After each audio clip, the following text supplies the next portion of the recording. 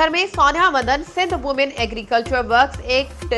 2019 जी बाक़ायदा कानून न हुजण ते ॻणती ज़ाहिर कंदे इहे ठाहिण ऐं औरतुनि खे तंज़ीम ठाहिण जो हक़ ॾियण जी घुर कई आहे।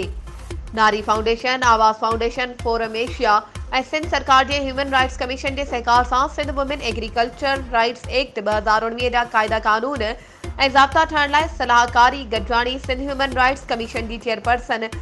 इक़बाल ॾेथो जी सदारत हेठि थी। गॾिजाणी में सिंध ह्यूमन राइट्स कमीशन जे चेयरपर्सन इक़बाल ॾेथो चयो त सिंध पाकिस्तान जो वाहिद सूबो आहे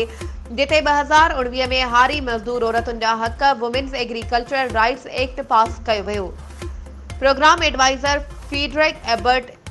स्टिफ्टिंग जे अब्दुल्ला दायो, सखर म्यूनिसिपल कॉर्पोरेशन जी member Azra Jamal, district bar जे सदर इलाही बख्श मेथलो, UNHCR जे एहसान पवर ऐं साहिल जे रीजनल हेड बरकत अंसारी,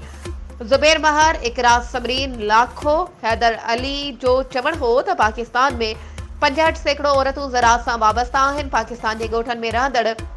90% औरतूं ज़रई मज़दूरनि जे तौर ते कम करे पंहिंजो गुज़र बसर कनि थियूं।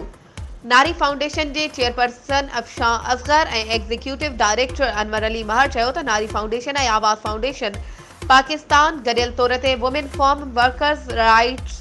मूवमेंट शुरू कई आहे जंहिंजो मक़सदु औरत फार्म मज़दूरनि खे कानून मूजिब मर्दनि जे बराबरि कम करण जो हक़ ॾियारण ऐं औरत मज़दूरनि लाइ सोशल सिक्योरिटी ऐं ॿियनि हुकूमती प्रोग्रामनि में सहकार करणु आहे। वधीक ख़बरुनि ऐं अपडेट्स जे लाइ असांजे चैनल खे सब्सक्राइब कयो ऐं हा, बेल आइकन खे प्रेस करणु न विसारिजो त जीअं असांजी हर नई अचण वारी वीडियो तव्हां ताईं पहुची